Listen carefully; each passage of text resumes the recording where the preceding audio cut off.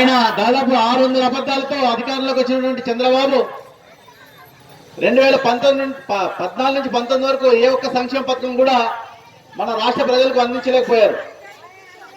ఆయన ఈ రాష్ట్రంలో అభివృద్ధి ఏం చేసినారంటే జన్మభూమి కమిటీ అని ఒకటి కమిటీ ఏర్పాటు చేసినారు. ఆ కమిటీ ద్వారా ప్రతి వార్డులో ఒక కమిటీ ఏర్పాటు చేసి ఏదైనా సంక్షేమ పథకం ప్రజలకు అందాలి అంటే ఆ జన్మభూమి కమిటీకి చెయ్యి తలపాల్సిందే. ఆ చెయ్యి తలిపితే గాని వారి యొక్క సంక్షేమ పథకాలు ఒకరు వచ్చేవి కావు. కావున ఆయన పీరియడ్ అంతా కూడా 5 ఏళ్లలో ఏ ఒక్క సంక్షేమ పథకం కూడా ప్రజలకు అందలే.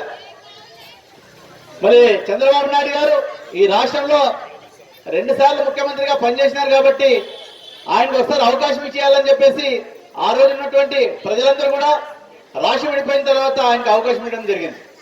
మళ్ళీ ఆయన అధికారంలోకి వచ్చిన తర్వాత ఒక్క సంక్షేమ పథకం అందించలేకపోగా 5 సార్లు మనకందరూ కూడా రాజధాని కడతామని చెప్పేసి మ్యాపులు చూపించడం జరిగింది.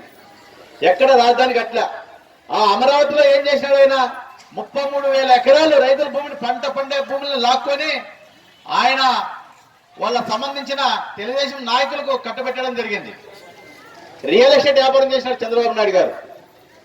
తర్వాత ఆ 5 సంవత్సరాలు పూర్తయితే లాస్ట్ లో పసుపు కుంకుమని అక్క చెల్లెమ్మలకు ఒక మాయమాటలు చెప్పేసి ఓట్లు దండుకోవాలని ప్రయత్నం చేసినాడు. అది కూడా చంద్రబాబు నాయుడు గారు ఎలక్షన్ల ముందు ఒక లాజికల్ స్టంట్ చేశారు కాబట్టి ఆయనకు శర మామూలే అలాంటివన్నీ కూడా.